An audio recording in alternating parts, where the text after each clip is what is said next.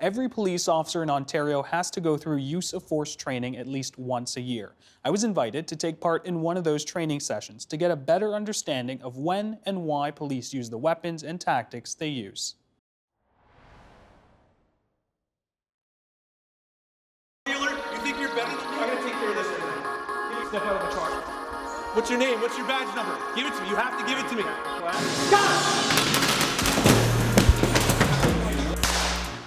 This is a look at how the Niagara Regional Police Service trains its 700 sworn officers in the use of force. You think you're any better than me? All right, react, hands up. Use of force in the context of policing pertains to the amount of power needed to stop a disruptive person. It is often a subject of debate. Most times, police are criticized for the amount of force they use. And sometimes they're celebrated for using very little. Come on, get down! No, get down! Okay, you want to pull your inner belt as tight as you can get it. A group of journalists and politicians were invited by Niagara Police to better understand how police make the tough decisions. High strike, we're bringing it down across, we're bringing our entire body into it. I went to a call one time and I was like, oh my God, this is messed up. Somebody should call the police. This is what was going on in my head. And then realizing, oh my God, I have to deal with this. Chris Hamilton is an instructor with Niagara Regional Police. He comes out, I got a clear shot. He and Dan DeAngelis have over 45 years of experience on the force. I better be pretty confident in my shooting. There's some misconceptions out there that every single officer on the force is a martial arts expert and should be able to maybe disarm somebody holding a knife with their bare hands. Or if somebody possibly has a knife or a pistol, which requires us using our pistols, we should have the ability to be sniper-like shots and maybe shoot a knife or a gun out of somebody's hand. Police have a number of resources at their disposal. Their hands and legs, pepper spray, batons, and of course, a gun. But when to use each weapon is predicated on the particular situation. This is the current use of force model used by all officers in the province. The model was developed as a guide to help police officers make decisions about using force and is used simply as a way to represent the decision-making process. It starts at the center of the wheel with a situation. Based on that, the officer would assess the situation, plan, and then act. An officer would have to consider the subject's behavior. Are they being cooperative, actively resisting, or is there a chance of serious bodily harm or death? From there, the officer will assess whether communication, some form of physical control, or weapons would better de-escalate the situation. Sort of into this kind of area in terms of your options. Sometimes officer presence, just being there, will stop situations like this. You show up and people start to become cooperative. Sometimes. The model is in the shape of a circle because like most situations police are called to, they are always changing and require police officers to re-examine. Based on that situation, they're going to assess it, they're going to plan, and they're going to act.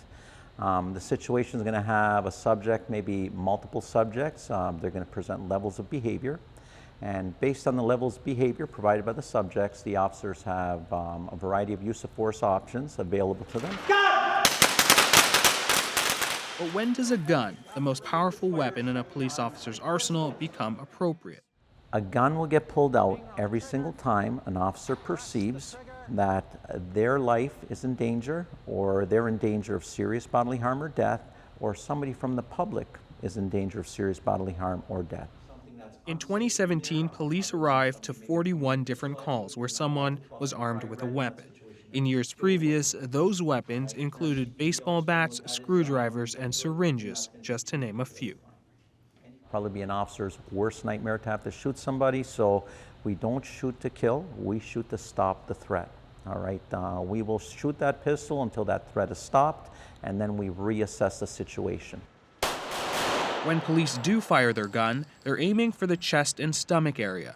But why not shoot at an arm or a leg? Yeah, we shoot for the upper thoracic. It's a large target area. It's an area that under stress, okay, we could probably hit. It's very, very difficult to hit a moving target under stress. To hit a small target, that's why we'll never ever target a leg or an arm. It's a very, very difficult shot. Taser, taser, taser. Conducted energy weapons, better known as tasers, were introduced to Canadian law enforcement agencies in 2001.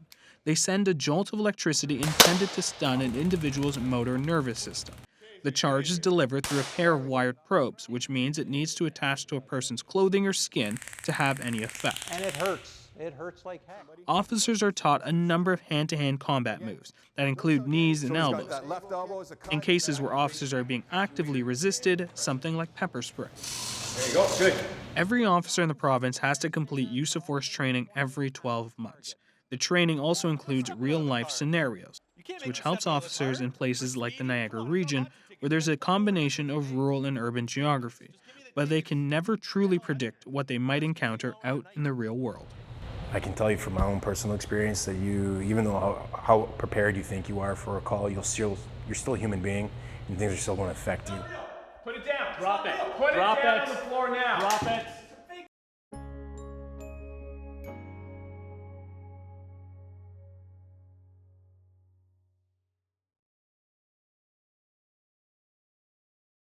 The Agenda with Steve Bacon is brought to you by the Chartered Professional Accountants of Ontario, helping businesses stay on the right side of change with strategic thinking, insightful decisions, and business leadership. Are you on the right side of change? Ask an Ontario CPA.